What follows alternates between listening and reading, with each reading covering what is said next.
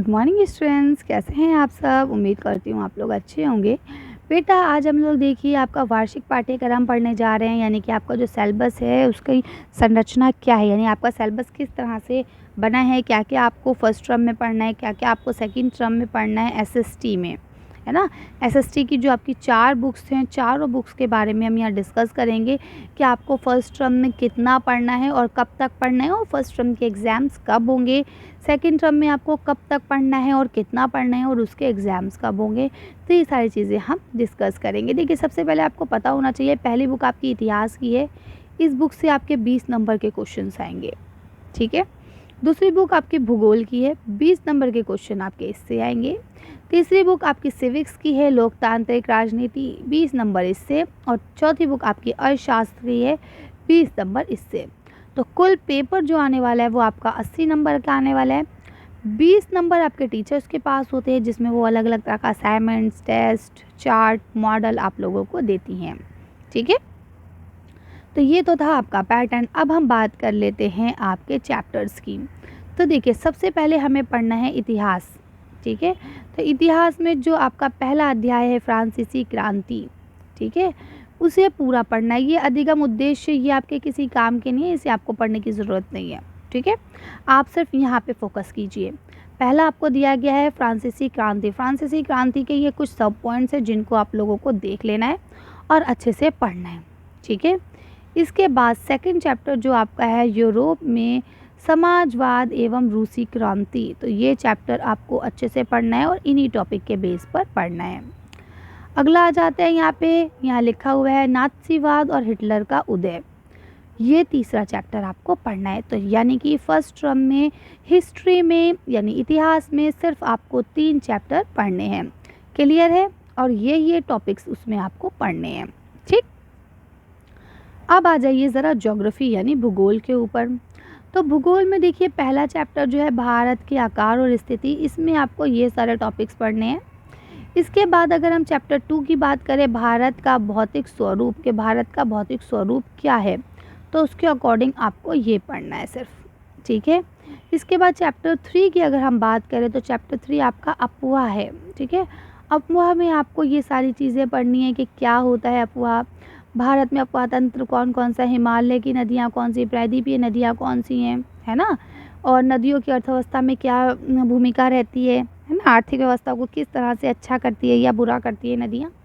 तो ये टॉपिक्स आपको क्या करने हैं, पढ़ने हैं, ठीक है। एक चीज़ हमेशा याद रखिएगा, ज्योग्राफी में जो क्वेश्चन होते हैं वो आपसे मानचित्र से पूछे जाते हैं, यानी मैप के क्वेश्चन आपसे पूछे जाते हैं, तो मैप को अच्छे से प्रिपेयर कीजिएगा।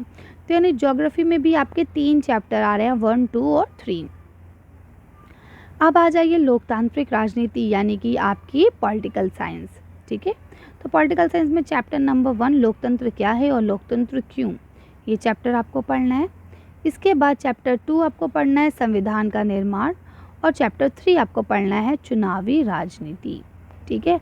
और इनमें भी आपको यही इसके अंदर के पॉइंट पढ़ने हैं, चुनाव क्यों, चुनाव की हमारी प्रणाली क्या है, भारत में चुनाव क्यों लोकतांत्रिक हैं, ठीक है। तो ये सारे टॉपिक्स आपको क्लियर करने हैं। इसके अलावा अगर आपकी बुक में कोई टॉपिक्स होंगे तो उन्हें आपको नहीं पढ़ना है, क्योंकि आपको पता है कोविड-19 के चलते इस बार सेशन 22 और 23 में क्या कर दिया गया है, चीज़ों को रिड्यूस कर दिया गया है, ठीक है, जिसकी वजह से कुछ हिस्सों को हटा दिया गया है चैप्टर्स के, तो वो आपको नहीं पढ़ना है। अब अगर हम अर्थशास्त्र की बात कर लें तो इसमें आपके 2 चैप्टर आ रहे हैं। नंबर 1 पालमपुर की कहानी आ रही है, ठीक है, और दूसरा आपका संसाधन के रूप में लोग। तो 2 चैप्टर आपको इसमें पढ़ने हैं। तो इस तरह से ये होता है आपका फर्स्ट टर्म का सिलेबस कंप्लीट। अब आपको बता देते हैं कि आपका एग्ज़ाम कब होगा। तो देखिए यहाँ लिखा हुआ है कि भाई 30 सितंबर तक आपको ये सिलेबस कंप्लीट करना है। तो इसका मतलब ये है 1 अक्टूबर से लेकर 10 अक्टूबर के बीच में कभी भी आपके इम्तिहान शुरू हो सकते हैं, ठीक है। तो आप अच्छे से प्रिपेयर रहेंगे। कोई कन्फ्यूजन है, कोई क्वेरी है तो आप लोग मुझसे पूछ सकते हैं। वैसे मैं कोशिश करूँगी जल्द से जल्द कि आप लोगों को ये सारे चैप्टर्स आंसर्स के साथ एक्सप्लेनेशन के साथ अपलोड कर दूँ, ताकि आप लोग देख लें। इसके बाद देखिए मध्य अवधि परीक्षा हो जाएगी फर्स्ट टर्म। अब आपके सेकेंड टर्म की बात कर लेते हैं हम लोग। तो सेम सेकंड टर्म में सबसे पहले आपको हिस्ट्री की बुक्स ही खोलनी है। तो हिस्ट्री की बुक में पहला जो चौथा चैप्टर है आपका, क्या नाम है इसका, वन्य समाज और उपनिवेशवाद। ठीक है, इसे आपको पढ़ना है। इसमें आपको यही 4 टॉपिक ही पढ़ना है कि भाई वनों का विनाश क्यों हुआ, व्यावसायिक वानिकी की शुरुआत कब से हुई, है ना, वन विद्रोह क्या था, जावा के जंगलों में हुए बदलाव, यानी जावा के जो जंगल थे उनमें कौन कौन से बदलाव हुए, कैसे बदलाव हुए। ठीक है, इधर की जो चीज़ें हैं वो पूरी तरह से आपको अवॉइड करनी है, वो आपके किसी काम की नहीं है। ठीक है, आगे चलते हैं। अब देखिए ये चैप्टर नंबर 5 आपको पढ़ना है, आधुनिक विश्व में चरवाहे। तो इसमें भी आपको बस यही 3 टॉपिक इसके अंदर पढ़ना है, घुमंतू चरवाहे और उनकी आवाजाही जावी। ठीक है, उपनिवेशिक शासन और चरवाहों की जीवन, और उसके बाद अफ्रीका में चरवाहा जीवन। ठीक है सॉरी। अब देखिए, अब आपको वो आपके चैप्टर हो गए थे किसके, हिस्ट्री के, यानी कि इतिहास के। अब हम आ जाते हैं ज्योग्राफी यानी भूगोल के चैप्टर्स पे। तो भूगोल में पहले आपको सबसे पहला चैप्टर पढ़ना है, चैप्टर नंबर 4, जिसका नाम है जलवायु। ठीक है, तो आपको इसको पढ़ लेना है। इसके बाद यही टॉपिक्स आप पढ़ेंगे। ठीक है, इसके बाद आपका देखिए चैप्टर नंबर 5 आता है, जिसका नाम है प्राकृतिक वनस्पति तथा वन्य प्राणी। ठीक है, तो ये टॉपिक्स आपको अच्छे से क्लियर कर लेने हैं। इसके बाद अगर हम बात करें तो आपको 6 चैप्टर पढ़ लेना है, जिसका नाम है जनसंख्या। ठीक है, इसके बाद देखिए अब आपका यहाँ लिखा हुआ है लोकतांत्रिक राजनीति। लोकतांत्रिक राजनीति में अब आपको चैप्टर नंबर 4 और चैप्टर नंबर 5 पढ़ना है।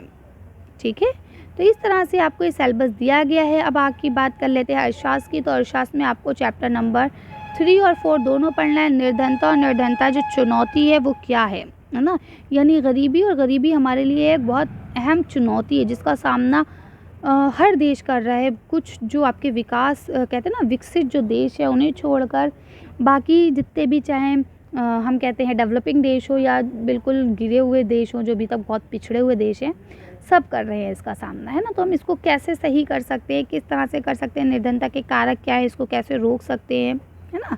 तो ये सारे टॉपिक्स आपको पढ़ने हैं। इसमें लास्ट चैप्टर जो आपको पढ़ना है वो चैप्टर नंबर 4 है कि भारत में खाद्य सुरक्षा। ठीक है, तो ये सारी चीज़ें आपको पढ़ लेनी है। अब देखिए ये आपकी वार्षिक परीक्षा हो जाएगी, तो कहते हैं कि भाई 31 जनवरी तक आपको अपना सिलेबस कंप्लीट कर लेना है। ठीक है, क्यों, क्योंकि फैब में आपके एग्ज़ाम्स होंगे। फैब 2023 में आपके 9th क्लास के एग्ज़ाम्स होंगे फाइनल। ठीक है, तो इस तरह से ये था आपका एसएसटी का सिलेबस। इसके अलावा इंग्लिश का, हिंदी का, उर्दू का, मैथ्स का, साइंस का, सारे सिलेबस आपके अपलोडेड है।